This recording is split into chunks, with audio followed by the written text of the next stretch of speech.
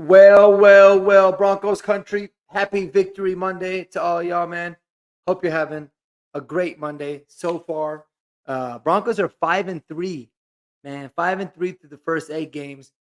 Who would have thunk it? But now it's time to deep dive into the real part of the schedule, the part of the schedule that's going to tell us the most about this team in regards to what to expect from the 2024 season.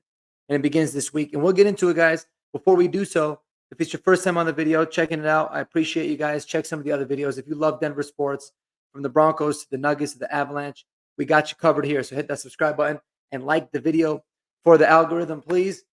It'll be super helpful. All right, guys. Well, let's get at it. So the Broncos, as we know, just had a very easy victory, 28-14. The score definitely doesn't tell the full picture against the Carolina Panthers at home. And the Broncos have kind of been fed 2 layups in terms of different games that they had won. So we'll take it. We're not trying to take away from that. Any opportunity for a win, it's good. Anytime you play an inferior opponent, you're supposed to beat them handedly. And they did that. So that's a good thing. But when you watch this team and you look at the roster as a whole, especially on the offensive side, you see that there is still a talent gap, in my opinion. There's something missing. There's guys that are not consistently making enough plays around Bo Nix for this offense to be consistent. Now, aside from last game, there's been a lot of times where Bo's had to be better too. We get that. But in order to have the most success and continuity and consistency on the offensive side of the ball, the guys around a rookie quarterback need to be better, right? I mean, you look at like Chicago, for example, with Caleb Williams, right? Caleb Williams had a very up and down season, to say the least. You can make the argument that I think Bo Nix has looked better in a lot of different ways, but a lot of up and down seasons. And on the games where he looks good, that offense looks good, the players around him are making plays. Now, it's weird for him because he's got weapons galore, but he has an offensive line that's struggling. Kind of the opposite for Bo Nix. Bo Nix has a really solid O-line, but the guys around him aren't consistently making plays the way that they need him to. Jaden Daniels, he's been balling. He's been lights out. He's been phenomenal, even in the MVP conversation at times. But in addition to that, the guys around him have been unbelievable, man, making plays. Brian Robinson has been a stud. Terry McLaurin has been a stud. Zach Ertz is out there making plays. Zach Ertz? Does he play for that? I think he does. Yeah, they've got a lot of guys around him that are making plays as a whole. And the O-line's been surprisingly really good, and he's just been lighting it up. And so, what can we do to be able to get some juice to make this offense more well-rounded?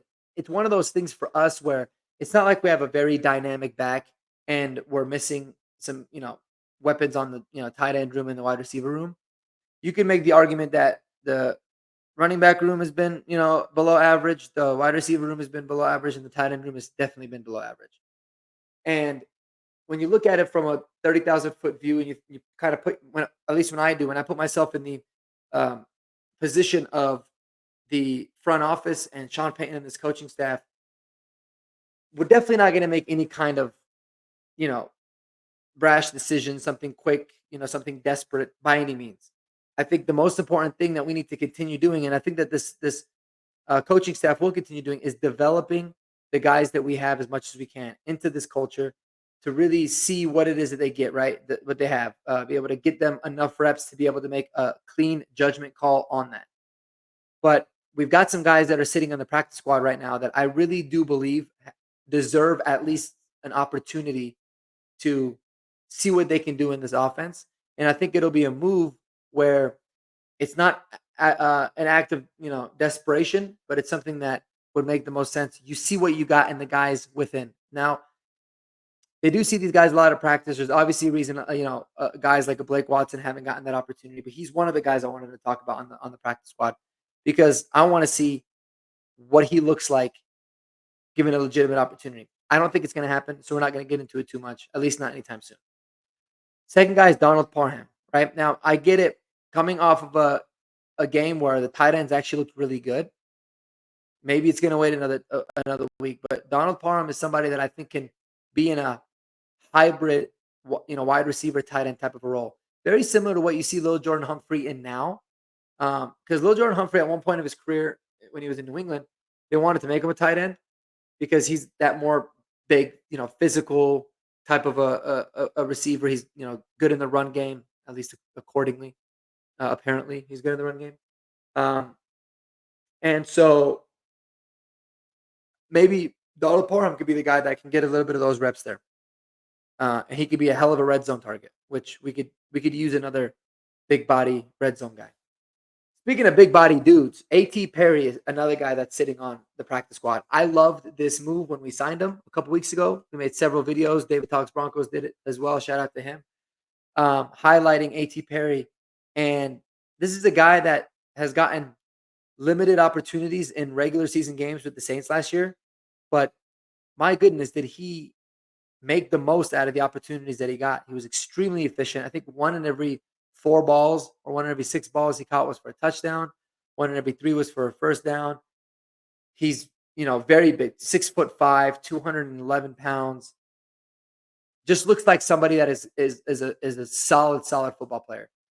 He's been on the team for almost a month now, and maybe it's time to see what it is that we can do at the expense of somebody like a Lil Jordan Humphrey.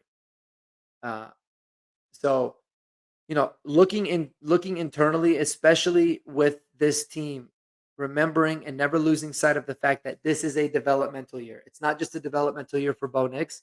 It's a developmental year for a lot of these young players on this team. And that being the case, it doesn't mean that a developmental year doesn't mean making playoffs. Hell yes, I'm trying to do both. But when you're in the middle of a rebuild, when you've just eaten all the cap money that you ate from the Russell Wilson deal, you're going to have bottom of the barrel guys that we had to scrap away in free agency from a monetary standpoint. You are going to have to rely a lot on your young rookie draft classes, both from the last 2 years and this year. And overall, I think the front office has done an A+ job of all that. I think they've done fantastic, and I would expect for that to continue. In a sense of what it is that players that were looking to step up around Bo. As for the running game situation, that is some place where I can see Sean Payton and George Payton making a move.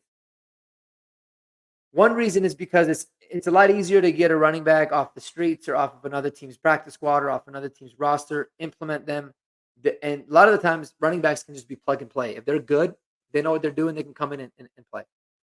Another reason is because if you look at this running back room, aside from Estime, who's obviously struggled and is kind of in the doghouse, none of these guys were really handpicked by this front office and this head coach. Now, I get Jaleel was an undrafted free agent last year, but if they really loved him, they would have drafted him.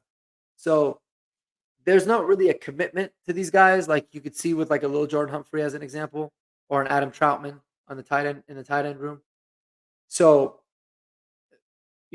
that's a room that I feel like there needs to be some improvement in, because if Estime's in the doghouse, which I think he should be, and from what I've seen, it's not like he's going to be this game changer for you. He's going to be a liability, not just with holding onto the ball, but in pass pro. It's kind of a wash for him. Javonte Williams has been extremely frustrating because he's had games where he's looked fantastic, and he's had games where he's looked terrible. And it kind of seems like it's every other game, right? So if we kind of look at how it's going to be, hopefully he's going to have a really good game against the Ravens. But it's not fair for the offense to have to rely on which version of Javonte are they going to get, right? Jaleel is Jaleel. I like him in a 1B type of a role. I thought he was the best running back yesterday by far.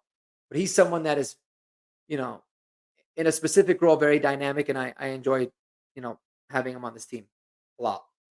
So what are the options? Well, we talked about it a lot.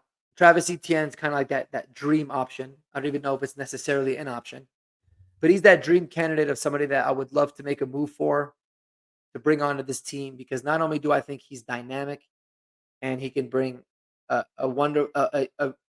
element to this offense that's been missing for a long time, you can have him for the next couple seasons too. So this is not just a this year move. Another guy that I think would have some intrigue, the more that I think about it, and it was really derived from watching the Monday Night Football game tonight was Devon Singletary from the Giants. Now, this is somebody that I don't think makes the most sense in terms of like if we had a lot of injuries, like if Javante was hurt and we had to rely on Jaleel and Estime, then it would potentially make sense. But I do think that bringing Devin Singletary here would be an upgrade, to be honest with you, from any of the backs that we have currently. He's a pretty underrated back, somebody that's never really been the workhorse, but he's always been really solid.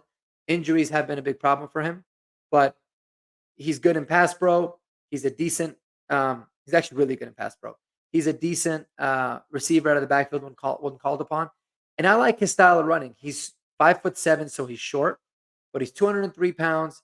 He's uber quick and shifty, and he's got a little bit of power to him. I dig him a lot. The more I think about it, the more I be like, that makes sense. But he is 27, so he would be one of those.